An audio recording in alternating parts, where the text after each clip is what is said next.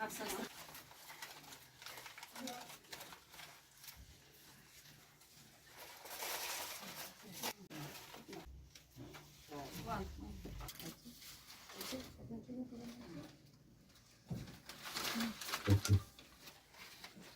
नम हो तो ये मिट्टी बड़ी ज़रख़ेज़ है साकी। नाज़रीन, जैसा कि आप सभी बखूबी वाक़िफ़ हैं कि यहाँ पे जम्मू कश्मीर की अगर बात करेंगे तो यहाँ के तलाब में जो है हुनर की कोई कमी नहीं है। चाहे हम बात करेंगे किसी भी शोबे की, तो यहाँ पे अपना लोहा मनवाने के लिए बार-बार जो है यहाँ पे तालाब की जानिब से अपना हुनर जो है उजागर करने के लिए, अपना हुनर सारी दुनिया के सामने लाने के लिए जो है तरह-तरह के यहाँ पे मोहरके फ़तह किए गए। हालाँकि अगर हाल ही के नीट इम्तिहानात की बात करेंगे तो यहाँ पे भारी अक्सरियत में लड़कियों और लड़कों ने जो है बाज़ी मार ली है और यहाँ पे पूरे जम्मू कश्मीर के साथ-साथ पूरे मुल्क का नाम रोशन किया है। हालाँकि अगर कल के ही नताइज की बात करें, जो 12वीं जमात का नताइज सामने आए हैं, उसमें भी जो है फ्लाइंग कलर्स लेके यहाँ पे बहुत सारी लड़कियाँ जो है सामने आई है। हालाँकि पहले नंबरात जो है, पहले रैंक्स जो है लड़कियों ने ही बाज़ी मार ली है। अगर बात करेंगे कुछ दहाइयों पहले की, तो यहाँ पे जिस तरह से लड़कियों की पढ़ाई में उतनी दिलचस्पी नहीं दे दिया जाता था। लेकिन वक़्त बदलने के साथ-साथ इस जिस तरह से यहाँ पे गवर्नमेंट की जानिब से भी इस पे काम किया गया कि यहाँ पे हर किसी को अपने हुकूक मिलने चाहिए और यहाँ पे उस हर किसी मैदान में अपना लोहा मनवाने के लिए लड़कियों ने भी हमेशा से ही पेशरफ्त दिखाई और अपना नाम जो है पूरी दुनिया में, पूरे कश्मीर में रोशन किया। इस वक़्त हमारे साथ मौजूद है महक जान, जो वानियामा अनंतनाग से ही ताल्लुक़ रखती है। इन्होंने भी हाल ही के नीट के नताइज में जो है फ्लाइंग कलर्स से जो है अपने माँ-बाप का नाम रोशन किया, अपने असातिज़ा का नाम रोशन किया और साथ ही साथ अपने जम्मू कश्मीर का नाम रोशन किया।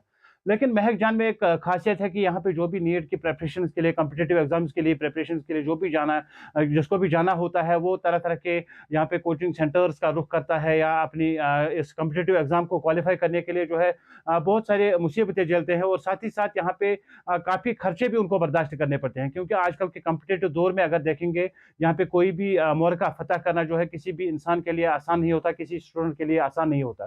तो लेकिन महक जान की ख़ासियत ये है कि इन्होंने बिना किसी ऑफ़लाइन कोचिंग के ये नीट क्वालीफ़ाई जो किया है, पहले अटेम्प्ट में किया है और बिना किसी ऑफ़लाइन कोचिंग के, ऑनलाइन इन्होंने जो है सारी तरबियत हासिल की, जो भी इनको दरकार था, जो भी कोचिंग इनको दरकार थी, ऑनलाइन हासिल की है। तो मज़ीद इनसे ही जानेंगे जो जो इन्होंने ये कारनामा अंजाम दिया, कितनी खुशी है इनको और किस तरह से ये अपना सफ़र इन्होंने पूरा किया। महक जान, आपका सबसे पहले एएनए न्यूज़ में खैर मकदम। अस्सलाम वालेकुम, थैंक यू वेरी मच। वालेकुम सलाम। ये बताइए, आपने जो ये रिज़ल्ट सुना पिछले काउंटिंग के दिन, 6 जून को, 4 जून को जब ये रिज़ल्ट आया, आप कहाँ पे थी और कितनी खुशी महसूस हुई जब आपने सुना इस बारे में? जी तब मैं घर पे ही थी और ये मेरे लिए बहुत ही सरप्राइज़ वाली बात थी क्योंकि ऑफ़िशियली जो डेट था वो जून 14 का था। तो ये 4th जून को इन्होंने अनाउंस किया तो पहले तो सरप्राइज़ ही हुए हम एंड बाद में बहुत ही खुशी हुई। तो जी, ख़ास बात जो यहाँ पे हमने सुनी आपकी कि ये इसमें जो है बिना ऑफ़लाइन कोचिंग के आपने ऑनलाइन कोचिंग हासिल करके ये मोर्का जो है फ़तह किया है। जी। तो किस तरह का सफ़र रहा आपका और कितना आपको मुश्किल लगा और क्या आपको शौक ये कब पैदा हुआ था कि मुझे नीट क्वालीफ़ाई करना ही है? जी क्लास 10th के बाद हमें 11th में इनिशियली हमें सब्जेक्ट्स चूज़ करने होते हैं। तो मैंने साइंस ही ऑप्ट किया, इसलिए क्योंकि मुझे पहले बचपन से ही शौक था कि मैं डॉक्टर बनूँ और I wanted to serve the mankind from the grass root level. तो इसीलिए तभी ये शौक उसका पैदा हुआ एंड ये पूरी prep full of ups and downs तो घर वालों का साथ बहुत ज़रूरी है, इमोशनली एंड मेंटली भी। अगर बात करेंगे अभी भी जो है जिस तरह से पहले पहल जो है उस तरह से लड़कियों पे ज़्यादा ध्यान नहीं दिया जाता था पढ़ाने के लिए, सिर्फ़ लड़कों को ही हर मैदान में आगे जाने की इजाज़त दी जाती थी। लेकिन अभी जो है आहिस्ता-आहिस्ता ये ट्रेंड चेंज होता हुआ नज़र आ रहा है। लेकिन अभी भी कहीं न कहीं अगर रूरल एरियाज़ की बात करेंगे, यहाँ पे उस तरह से आपको अगर अपने माहौल इर्द-गिर्द में देखेंगे तो उस तरह के का नज़ारा नहीं देखने को मिलेगा जहाँ पे आप देख के ये कहेंगे कि फलाँ लड़की ने ऐसा ऐसा किया है, फलाँ लड़की ने इस तरह इस फ़ील्ड में अपने कदम जमाए हैं। तो आपको यहाँ पे इस हवाले से कोई दिक्कत मताई हुई और घरवालों का इस लिहाज से किस तरह का सपोर्ट रहा है? जी, बिल्कुल भी नहीं, मुझे ऐसी कोई भी प्रॉब्लम फेस नहीं करनी पड़ी। मेरे पेरेंट्स उन्होंने हमेशा मुझे फुल सपोर्ट दिया, जितना मेरे भाई को दिया उससे ज़्यादा मुझे दिया। ये ऑनलाइन कोचिंग अगर इसकी बात करेंगे तो किस तरह आपके ज़हन में आया और हालाँकि आपने ऑफ़लाइन कोचिंग स्किप क्यों की? इसकी वजह क्या रही? जी क्लास 11th में बहुत सारे बच्चे जो हैं वो ऑफ़लाइन ही प्रेफ़र करते हैं, श्रीनगर जाते हैं। तो मेरा भी मतलब अगर मैं देखूँ तो मेरा भी यही मतलब आई वाज़ फॉन्ड ऑफ कि मैं भी जाऊँ ऑफ़लाइन कोचिंग करने के लिए। बट मेरे पेरेंट्स ने मुझे सजेस्ट किया, मेरे मोस्ट इम्पोर्टेंटली मेरे भाई ने मुझे सजेस्ट किया that you should go for the online, क्योंकि मेरी हेल्थ उतनी ज़्यादा मतलब स्टेबल नहीं रहती थी। इस वजह से आई चोज़ ऑनलाइन। तो बहुत सारी ऐसे भी लड़कियां हैं अभी यहाँ पे, अगर रूरल एरियाज़ की खासकर बात करेंगे, हालाँकि टाउनशिप उसमें थोड़ा-सा अभी माहौल चेंज होता हुआ नज़र आ रहा है। जिनका काफ़ी एम्बिशंस जिनकी होती है, लेकिन नामालूम वजूहात की बिना पर या शाईनेस की वजह से या डर की वजह से आगे नहीं बढ़ पा रहे हैं। उनके लिए क्या पैगाम देना चाहोगे अपनी? अ, उनके लिए यही मैसेज होगी कि वो करेजियस हो। उनके पेरेंट्स के लिए ये मैसेज रहेगी कि वो उनका फुल सपोर्ट करे so that they can S in their respective fields. खुद को कितना खुशकिस्मत आप फ़ील कर रहे हो, क्योंकि यहाँ पे 3-3 4-4 अटेम्प्ट्स के बाद भी कुछ ऐसे लड़के और लड़कियाँ जो है ये मोर्का तय नहीं कर पा रहे हैं, लेकिन आपने पहले ही अटेम्प्ट में अचीव किया, और वो भी यहाँ पे बिना किसी ऑफ़लाइन कोचिंग के। इस हवाले से बताइए। जी definitely my hard work paid off under the guidance of the almighty और मेरे माँ-बाप का बहुत ही ज़्यादा क्रेडिट है इसमें, मेरे भाई का and most importantly PW whole team, उनकी पूरी फैकल्टी। पढ़ाई की अगर बात करेंगे तो 24 घंटों में से कितना पढ़ाई करते थे आप? जी डे इनिशियली अगर मैं देखूँ तो 6 टू 7 आवर्स और जो लास्ट के 2-3 महीने थे, उनमें पूरा-पूरा दिन आई इन्वॉल्व्ड होल डे। जैसा कि आपने खुद ही कहा कि मेरी एम्बिशन थी ये, बचपन से ही मुझे शौक था डॉक्टर बनने का। अब चूँकि आपने अचीव भी कर लिया है, नीट अल्हम्दुलिल्लाह क्वालीफ़ाई कर लिया है। क्या आगे का लाहे-अमल रहेगा? क्या सोच लेके आप आगे चलोगे अब?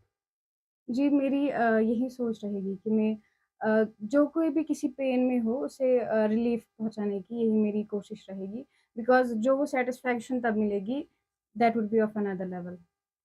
तो अगर बात करेंगे इस इलाके की, वानीहामा या एडजेसेंट एरियाज़ की, तो यहाँ पे कुछ ही गिने-चुने लोग जो है अभी इस फ़ील्ड में सेलेक्ट हुए हैं। हालाँकि पिछले 2-4 सालों की अगर बात करेंगे, जिसमें माशाल्लाह आपके भाई भी पहले ही जी। सेलेक्ट हुए हैं 2 साल पहले, बड़ी खुशनसीबी की बात है। तो अगर इन इलाकों की बात करेंगे, मज़ाफ़ाती इलाकों की बात करेंगे, इन लोगों की यहाँ पे डाउन टाउन पीपल की जो खिदमत करने के लिए क्या मंसूबा है? जी they would be my first preference. असल में सभी की खिदमत करनी होगी, तो they would definitely be my first preference. आज के इम्तिहान में भी, आज के इस नताइज आने के बाद जो है, बहुत सारे ऐसे हैं, तलाब हैं जो रह गए, जिन्होंने क्वालीफाई नहीं किया है। जी। हालाँकि बहुत सारे ऐसे भी हैं जो हिम्मत हारते हैं, तो उनके लिए कोई ख़ास पैगाम रहेगा आपकी जानिब से? उनके लिए यही मैसेज है कि बी पेशेंट और खुदा पर भरोसा रखें, have trust on God and अगर वो पहले तो खुद को एनालाइज़ करें, अगर वो और एक ड्रॉप लेना चाहते हैं, तो वो खुद को एक बार स्टडी करें कि क्या मैं इस फ़ील्ड के लायक हूँ या फिर नहीं। एंड जब अगर उनको लगता है कि that they should go for the another drop, then have the courage and go for it. शुक्रिया महक, और हमारी तरफ से भी आपको हज़ार शुभकामनाएँ, और थैंक यू फ्यूचर में वेरी मच। हमेशा आप फले-फूले रहे इसी तरह, जिस तरह से आपने आज जो है अपने माँ-बाप का, अपने इलाके का और जम्मू कश्मीर का नाम रोशन किया है। जी, थैंक यू। हाँ, तो ये थी महक जान जिन्होंने ये मुआरका फ़तह किया है हाल ही के नताइज में।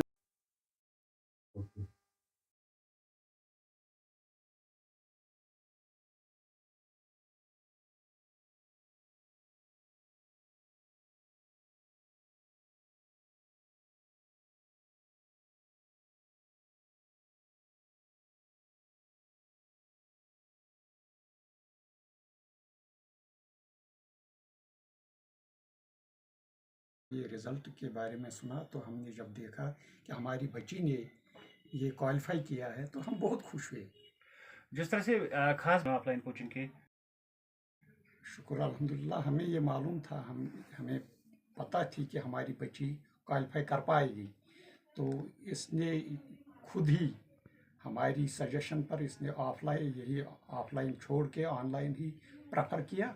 तो इसने खुदा के फ़ज़ल करम से अच्छे नंबरात हासिल करके ये पास किया। तो अगर तो क्या मैसेज रहेगी? हमारे मज़हब में डिस्क्रिमिनेशन है ही नहीं। हमारा इस्लाम हमें बताता है कि एक जैसा हक दे दो, बच्ची को भी और लड़के को भी। तो हमारी मैसेज यही रहेगी उनके लिए कि अपनी बच्चियों को अपने पैरों पर खड़ा होने दो। वो जब अपने पैरों पर खड़े हो जाएंगे तो उन पर वो बोझ बनकर नहीं रहेंगे।